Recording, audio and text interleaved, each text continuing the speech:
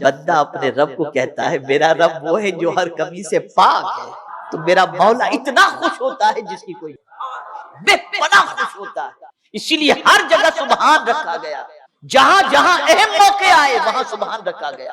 آپ نے پہاڑ دیکھا تو دیکھے سبحان اللہ، کون اتنا خوبصورت پہاڑ بنانے والا، پیدا کرنے والا میرا مولا ہے. میرے پیارے آقا صلی اللہ تعالی علیہ وسلم کے پیارے دیوانوں، اسی لیے آقا کریم صلی اللہ علیہ وسلم نے ایک مقام پر ارشاد فرمایا کہ جس نے دن میں، غور سے سنیے گا، جس نے دن میں 100 مرتبہ سبحان اللہ و بحمدہ پڑھا، اللہ اس کے گناہ کو معاف فرما دیتا ہے، چاہے اس کے گناہ سمندر کے جھاگ کے برابر کیوں نہ.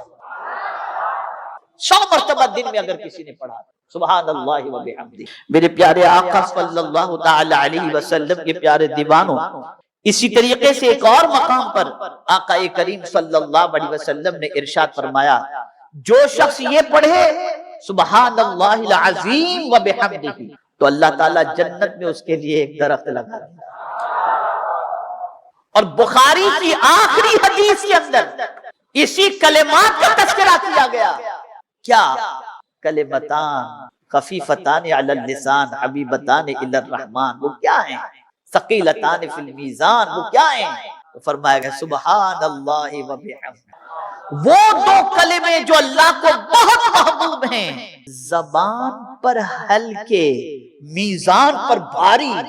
کیا ہے؟ سبحان اللہ و بحمدہ سبحان اللہ. اگر کوئی شخص تنگدستی سے نجات چاہتا ہے اور چاہتا ہے کہ اللہ اس کی تنگدستی کو دور فرما دے، تو امام عشق و محبت نے فرمایا فجر کی 2 سنت کے بعد 70 مرتبہ سبحان اللہ و بحمدہ سبحان اللہ العظیم پڑھے اور اس کے بعد 2 فرض نماز ادا کرے، اللہ اس کی تنگدستی کو دور فرما دے گا.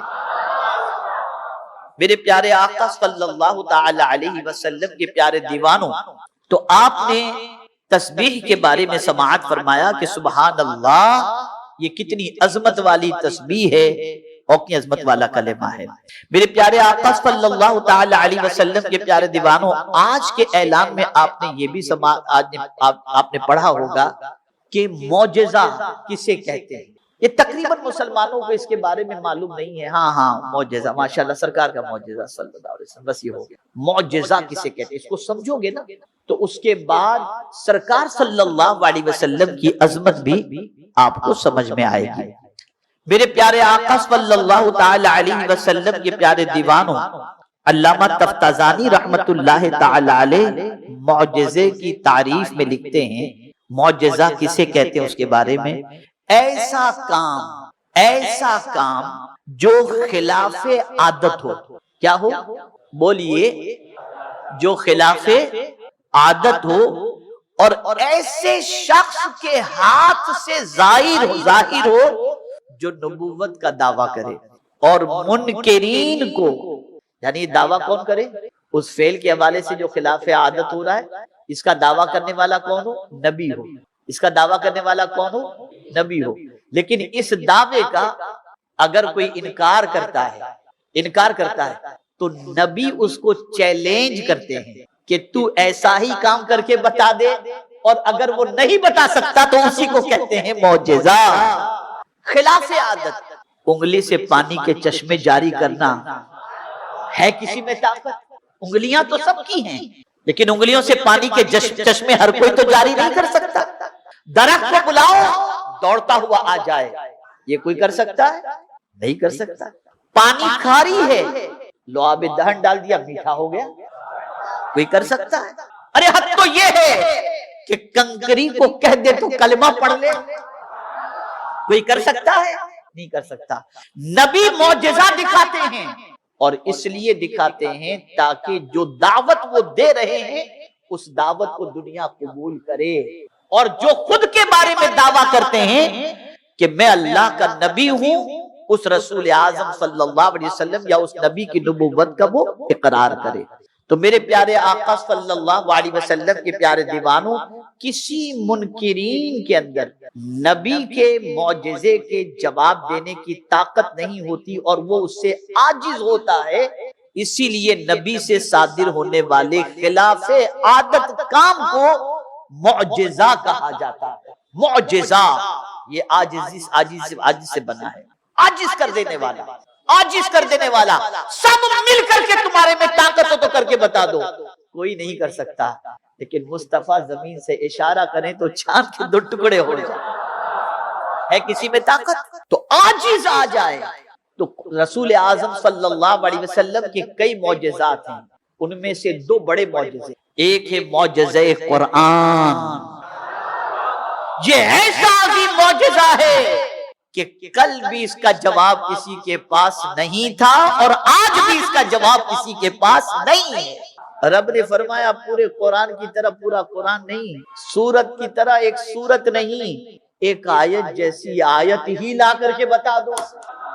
تو چاند پر کمندیں ڈالنا تو آسان ہے، لیکن قرآن کی ایک آیت جیسی آیت پیش کرنا یہ بس کی بات نہیں ہے، اس لیے کہ قرآن جہاں خدا کی کتاب ہے وہاں مصطفیٰ جان رحمت کا معجزہ ہے۔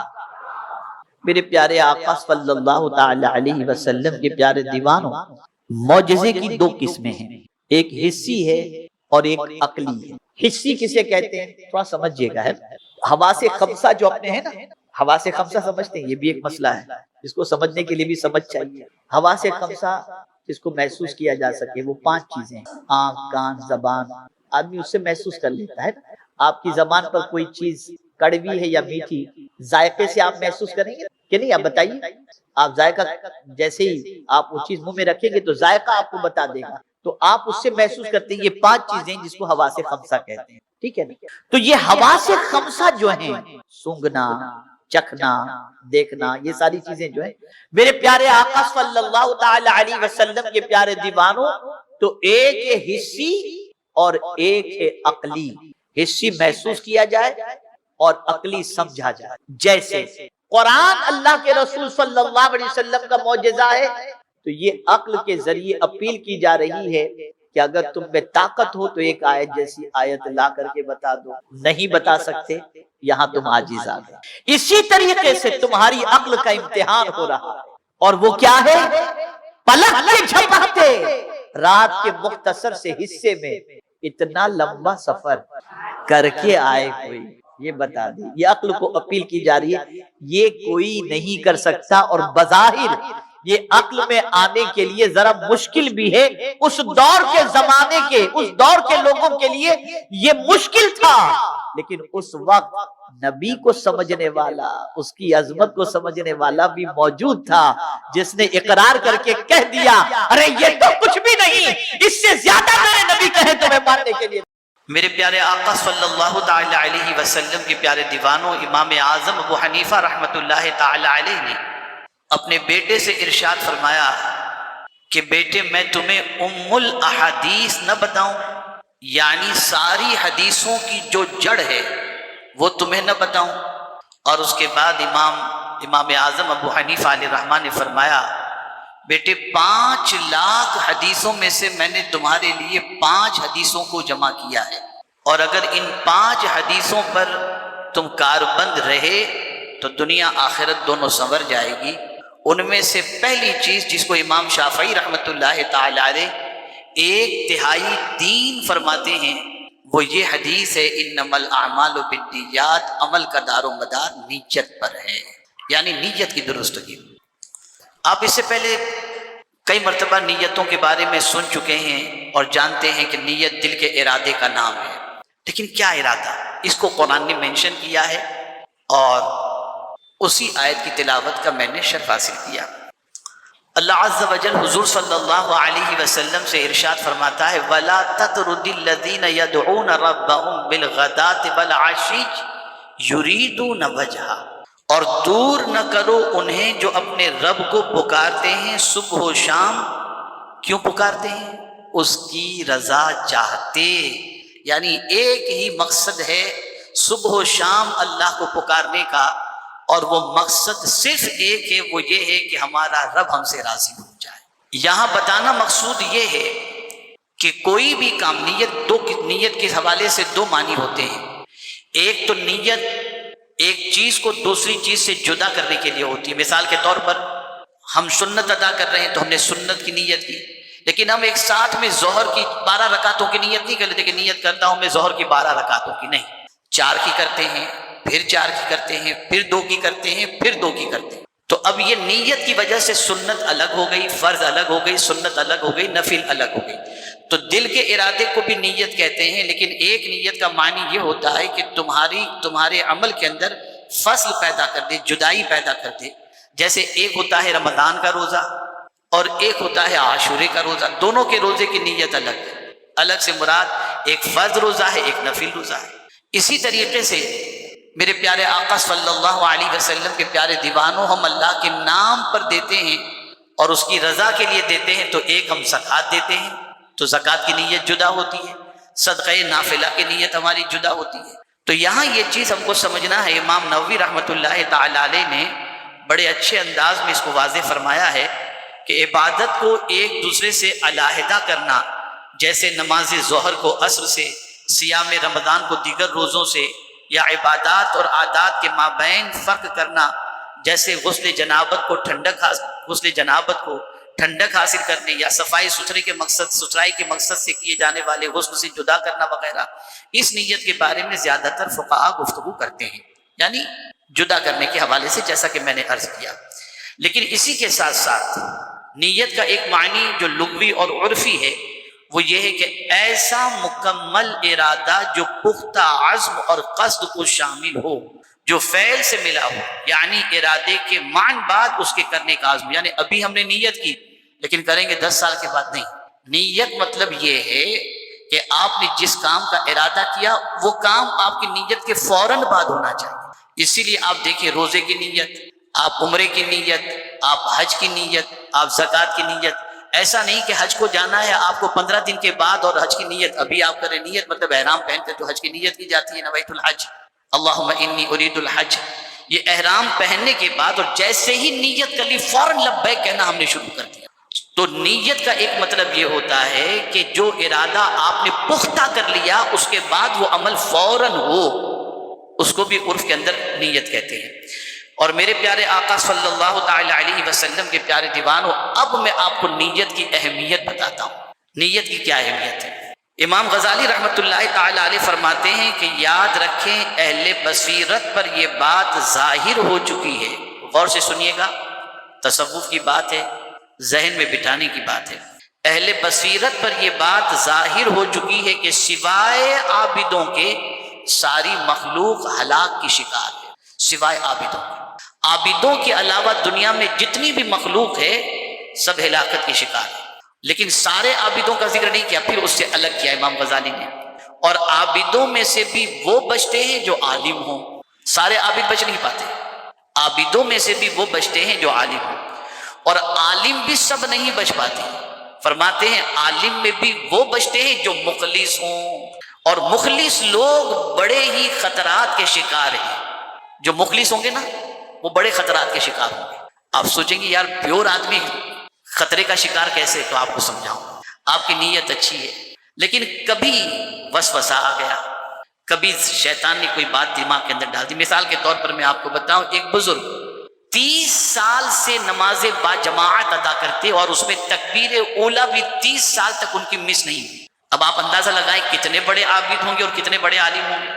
30 سال تک تکبیر اولیٰ بھی ان کی مس نہیں ہوئی۔ اب خطرہ دیکھیے، ایک دن فجر کی نماز میں لیٹ پہنچے، 1 رکعت چلی گئی تھی، شامل ہو گئے، لیکن اب وہ 30 سال جو تکبیر اولیٰ مس نہیں ہوئی تھی اس کا خیال آ گیا، اور ساتھ ہی ساتھ یہ بھی خیال آ گیا کہ آج لوگ شاید سوچیں کہ میری آج تکبیر اولیٰ کیسے مس ہو گئی۔ تو اب نماز کے ساتھ ساتھ، عبادت کے ساتھ ساتھ شیطان نے لوگوں کا خیال بھی دماغ میں ڈال دیا کہ لوگ کیا سوچیں گے۔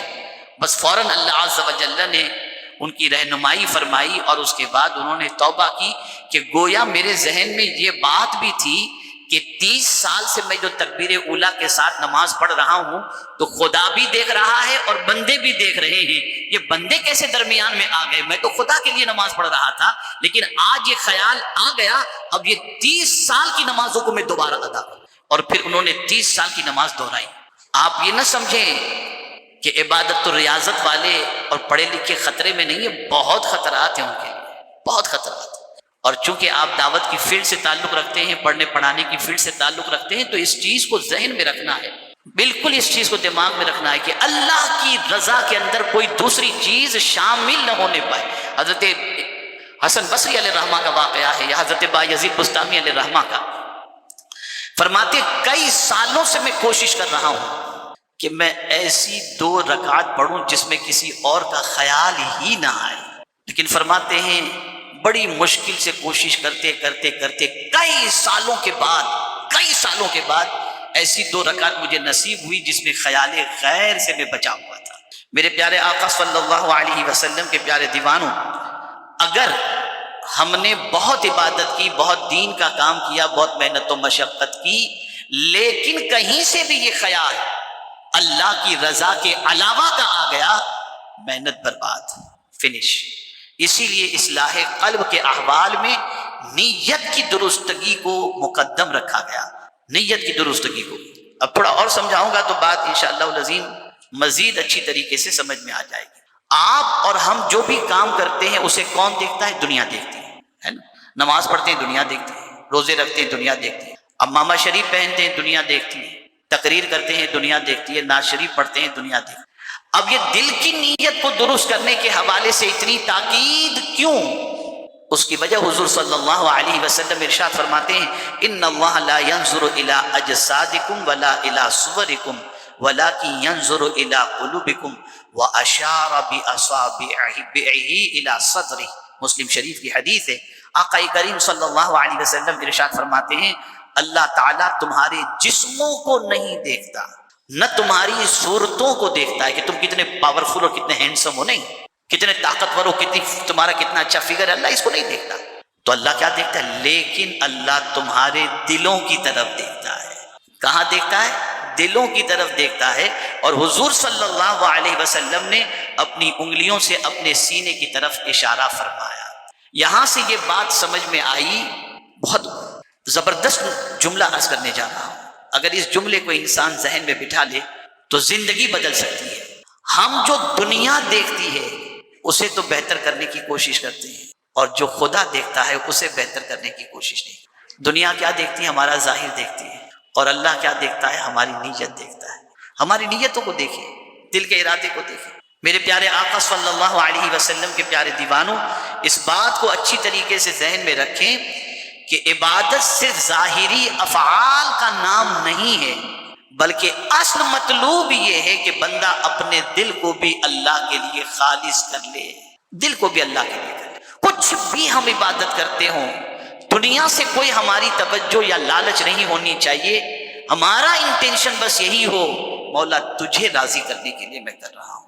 میرے پیارے آقا صلی اللہ علیہ وسلم کے پیارے دیوانوں، اللہ عز و جل نے قرآن مقدس میں ایک اور مقام پر ارشاد فرمایا وَمَا أُمِرُوا إِلَّا لِيَعْبُدُوا اللَّهَ مُخْلِصِينَ لَهُ الدِّينَ، اور ان لوگوں کو تو یہی حکم ہوا کہ اللہ کی بندگی کریں، نرے اسی پر عقیدہ لاتے، ایک طرف کے ہو کر، یعنی پیور اللہ عز و جل کی رضا کے لیے وہ عبادت کریں۔ اب اس کو پیور کس کو کہتے ہیں آپ سمجھیں؟ میرے پیارے آقا صلی اللہ علیہ وسلم کے پیارے دیوانوں، اس آیے کریمہ سے جو بات سمجھانا مقصود ہے وہ یہ ہے ہر عبادت کی بنیاد نیت پر ہے، ہر عبادت کی بنیاد نیت پر ہے۔ آپ یاد رکھیے گا، جیسی نیت ویسی برکت، نیت جتنی اچھی ہوگی فائدہ بھی اتنا اچھا ہوگا۔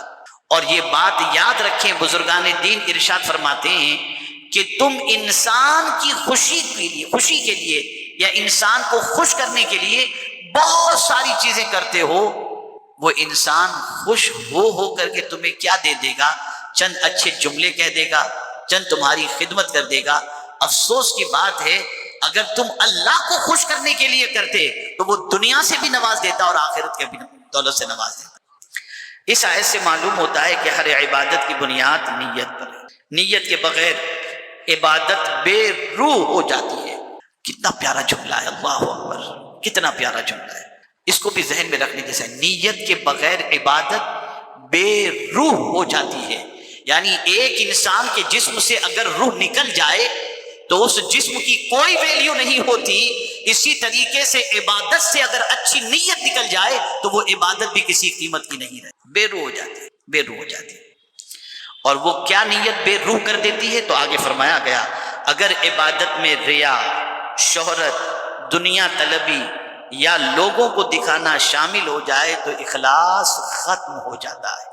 اس کو ایک حدیث شریف میں آقا کریم صلی اللہ علیہ وسلم نے ارشاد فرمایا، جس کا مفہوم ہے قیامت کے دن ایک بہت بڑے عابد کے بارے میں حکم ہوگا کہ اسے جاؤ، لے جاؤ جنت کی طرف، اور داروں کا اس کو لے جا کر فرشتے جنت کے قریب پہنچیں گے، لیکن جنت کو دور سے دکھائیں گے۔ وہ جنت میں جانا چاہے گا تو بولے تیرے لیے نہیں ہے، آ جا۔ اور پھر اس سے کہا جائے گا جس کے لیے تو نے عبادت کی جا اسی سے بدلہ لے، اسی سے بدلہ لے۔ یہاں سے یہ بات سمجھ میں آئی کہ اگر ہم عبادت دنیا کے انسان کو خوش کرنے کے لیے کرتے ہیں تو قیامت میں ہمارے لیے اس کا کوئی صلہ، کوئی بدلہ، کچھ بھی نہیں۔ اور اس کو کئی اعتبار سے قرآن میں بیان کیا گیا، یا ایھا الذین آمنوا لا تبطلوا صدقاتکم بالمن والاذی، کہ اپنے ایمان کو، اپنے صدقے کو ضائع نہ کرو احسان جتا کر اور اذیت پہنچا کر۔ اسی طریقے سے میرے پیارے آقا صلی اللہ علیہ وسلم کے پیارے دیوانوں، بہت سارے ارشادات ہیں جو اخلاص کے بغیر کی جانے والی عبادت کی بربادی پر دلالت کرتی ہیں۔ میرے پیارے آقا صلی اللہ علیہ وسلم کے پیارے دیوانوں، نماز اور زکوٰۃ جیسے بڑے اعمال بھی اسی وقت مقبول ہوتے ہیں جب ان کے پیچھے نیت پیور ہو، خالص ہو۔ میرے پیارے آقا صلی اللہ علیہ وسلم کے پیارے دیوانوں، اب تھوڑی سی مزید توجہ چاہوں گا۔ امام غزالی رحمۃ اللہ تعالی علیہ فرماتے ہیں لوگ چار طرح کے ہیں۔ کتنی طرح کے؟ بولیے، سب بولیے تو مجھے اطمینان ہو کہ آپ سمجھ رہے ہیں۔ چار طرح کے لوگ۔ کتنی طرح کے لوگ ہوتے ہیں؟ چار۔ اب وہ چار طرح کے کیسے ہوتے ہیں اسے سمجھیں۔ ایک وہ شخص جسے اللہ تعالیٰ نے علم اور مال عطا فرمایا، ایسا بندہ ہے اس کے پاس علم بھی ہے اور مال بھی ہے، وہ اپنے مال میں اپنے علم کے مطابق عمل کرتا ہے۔ کس میں عمل کرتا ہے؟ مال میں۔ مال میں اس لیے کہ اس کے پاس دو چیزیں ہیں، مال بھی ہے اور علم بھی ہے۔ وہ اپنے مال میں علم کے مطابق عمل کرتا ہے۔ آپ جیسے کہ حضرت عثمان ذو النورین کو دیکھو، مال بھی تھا اور علم بھی تھا، اللہ کے نام پہ خرچ کرتے تھے، ہے نا؟ ایسے بہت سارے، حضرت عبد الرحمن ابن عوف رضی اللہ تعالیٰ عنہ، سیدنا صدیق اکبر رضی اللہ تعالیٰ عنہ، علم بھی تھا اور مال بھی تھا، تو وہ اپنے علم پر عمل کرتے، یعنی مال کو اپنی مرضی کے مطابق نہیں، قرآن نے جس طریقے سے خرچ کرنے کا حکم دیا اس کو جانتے ہیں، اس لیے اس کے مطابق اس پر عمل کرتے ہیں۔ دوسرا شخص کہتا ہے، یعنی ایک بندے کو دیکھتا ہے کہ اس کے پاس مال اور علم ہے اور وہ علم کے مطابق خرچ کرتا ہے، تو دوسرا شخص کہتا ہے اگر اللہ تعالیٰ مجھے بھی اس کی مثل عطا فرماتا تو میں بھی ایسا ہی کرتا۔ یعنی ہے نہیں اس کے پاس مال، لیکن وہ بندہ جو مال اللہ کے نام پہ خرچ کرتا ہے، جس کے پاس نہیں ہے، وہ خرچ کرنے والے کو دیکھ کر یہ کہتا ہے کہ اگر میرے پاس بھی ہوتا تو میں بھی ایسا ہی کرتا۔ تو اب میرے پیارے آقا صلی اللہ علیہ وسلم کے پیارے دیوانوں، اس کی اس نیت کا فائدہ کیا ہے؟ ایک بندہ جس کے پاس مال ہے وہ خرچ کر رہا ہے اللہ کے نام پر، دوسرا ہے لیکن مال نہیں ہے لیکن نیت اچھی ہے، تو امام غزالی فرماتے ہیں دونوں کو برابر کا اجر ملے گا، دونوں کو برابر کا اجر۔ نہیں خرچ کر رہا، دولت نہیں ہے لیکن نیت اچھی ہے، نیت اچھی ہے۔ تیسرا شخص وہ ہے جسے اللہ نے مال تو دیا لیکن علم عطا نہیں کیا۔ آج دیکھتے ہیں نا دنیا میں اکثر سرمایہ داروں کے پاس دولت تو ہے لیکن علم نہیں ہے، وہ اپنی جہالت کی وجہ سے مال کو فضول کاموں میں اڑاتا ہے، مال کو فضول کاموں میں اڑاتا ہے۔ تو چوتھا شخص کہتا ہے اگر اللہ تعالیٰ مجھے بھی اس کی مثل عطا کرتا تو میں بھی ایسا ہی کرتا جیسے یہ کرتا ہے، یہ دونوں گناہ میں برابر ہیں، دونوں گناہ میں برابر ہیں۔ آپ ذرا سوچو، ہم بہت لوگوں کو عیش کی زندگی دیکھ کر، بہت لوگوں کی، یار ہمارے پاس بھی ہوتا تو ہم بھی ایسا ہی کرتے، گئے کام سے اس نیت پر گئے۔ ہاں، اگر کسی کو عبادت و ریاضت کرتے دیکھیں، کسی کو اللہ کے نام پر مال خرچ کرتے دیکھیں، اور اس وقت آپ دل میں یہ سوچیں کہ میرے پاس بھی ہوتا تو میں بھی خرچ کرتا، تو آپ اچھے کاموں میں خرچ۔ جیسے مثال کے طور پر کسی نے کھڑے ہو کر کہہ دیا میں مسجد بنواؤں گا، آپ کے دل میں خیال پیدا ہوتا یار میرے پاس بھی دولت ہوتی تو میں بھی مسجد بنواتا۔ جو بنانے والے کو ثواب، وہ نیت کرنے والے کو بھی ثواب۔ کیا کرم ہے میرے پروردگار، کیونکہ اس کو اللہ نے دولت دی ہے، اس کو نہیں دی، تو تو دونوں کا معاملہ اللہ کے سپرد ہے، دینے والا اس کو بھی اللہ اور نہ دینے والا بھی اللہ ہے، لیکن اجر تو اللہ کے دست قدرت میں، وہ جسے چاہے عطا فرما دے۔ اس حدیث کو نقل کرنے کے بعد امام غزالی فرماتے ہیں کیا تم نہیں دیکھتے کہ نیت کی وجہ سے اچھے اور برے اعمال میں شرکت ہو گئی؟ یعنی ایک بندے کی نیت اچھی تھی تو اچھے کام کے اندر وہ شریک ہو گیا، ایک بندے کی نیت بری تھی برے کام کے اندر شریک ہو گیا۔ میرے پیارے آقا صلی اللہ تعالی علیہ وسلم کے پیارے دیوان ہو، اسی کے ساتھ آپ دیکھیں نیت کی وجہ سے کیا ہوتا ہے۔ آقا کریم صلی اللہ علیہ وسلم نے فرمایا اکثر شہداء امتی اصحاب الفرش ورب قتیل بین الصفین اللہ اعلم بنیتہ۔